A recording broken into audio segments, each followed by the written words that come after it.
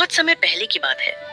एक समृद्ध राज्य में हरिपाल नाम का एक साधारण लेकिन अत्यंत चतुर किसान रहता था, जो अपनी छोटी सी खेती पर मेहनत करके ईमानदारी से जीवन बिताता था। वह दिखने में सामान्य था, पहनावे में सादा और बोलचाल में विनम्र, लेकिन उसके पास जीवन को समझने की गहरी बुद्धि थी। इसलिए गांव के लोग अपने झगड़े, फैसले और समस्याएं उसी से पूछते थे। उसी राज्य के राजा वीरसेन न्यायप्रिय और विद्वान थे, पर उनके मन में एक चिंता थी कि आजकल लोग केवल किताबों का ज्ञान दिखाते हैं, जबकि सच्ची बुद्धि बहुत कम लोगों में होती है। इसलिए उन्होंने यह निश्चय किया कि वह पूरे राज्य में सबसे चतुर व्यक्ति को खोजेंगे।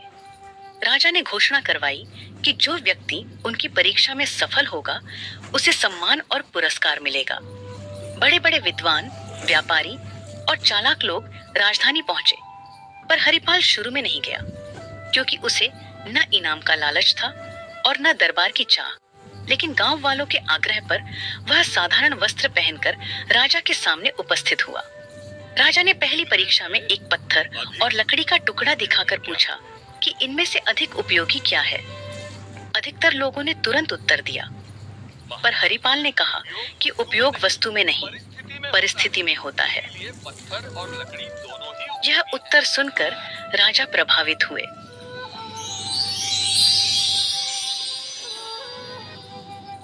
दूसरी परीक्षा में राजा ने पानी का घड़ा और सोने की थैली रखकर पूछा कि प्यासा मुसाफिर क्या चुनेगा।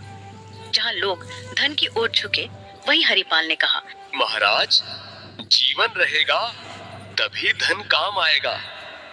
और राजा और प्रसन्न हो गए। अब तीसरी और सबसे कठिन परीक्षा आई।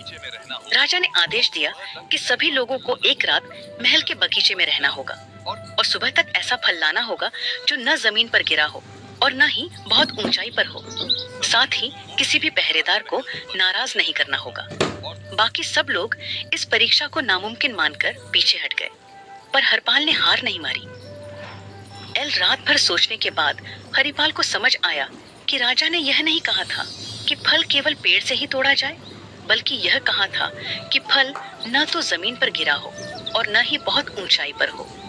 सुबह होते ही उसने महल के बगीचे में लगे फूलों के पौधों और झाड़ियों को ध्यान से देखा। तभी उसकी नजर एक अंगूर की बेल पर गई, जो दीवार के सहारे छड़ी हुई थी। उस पर फल यानी अंगूर जमीन से ऊपर था, लेकिन किसी ऊंचे पेड़ पर नहीं। हरिपाल ने पहरेदारों से विनम्रता से पूछा कि क्या वह उस बेल के पास जा सकता है, क्योंकि वह राजा की आज्ञा का पालन कर रहा है। उसकी शांति, नम्रता और सच्चाई देखकर पहरेदारों ने उसे रोकने के बजाय रास्ता दे दिया। हरिपाल ने बिना किसी नियम को तोड़े बेल से फल तोड़ा और दरबार में ले आया। जब राजा ने उससे पूछा कि उसने यह कैसे किया, तो हरिपाल ने हाथ जोड़कर कहा कि सच्ची बुद्धि कठिन रास्ता चुनने में नहीं, बल्कि नियमों को समझकर सही और सरल मार्ग ढूंढने में होती है। यह सुनकर राजा वीरसेन अत्यंत प्रसन्न हुए और उन्होंने घोषणा की कि हरिपाल ही सच्चा चतुर है, क्योंकि उसने ज्ञान, धैर्य और व्यवहार तीनों का संतुलन दिखाया है। राजा ने उसे सोने का पुरस्कार दिया, लेकिन हरिपाल ने उतना ही सोना लिया जितना गांव में कुआं बनवाने के लिए आवश्यक था, और बाकी लौटा दिया। यह देखकर राजा ने कहा कि जो बुद्धि दूसरों के भले के लिए काम आए, वही सबसे बड़ी बुद्धि होती है। हरिपाल सम्मान के साथ अपने गांव लौट आया और पहले की तरह सादगी से जीवन जीने लगा।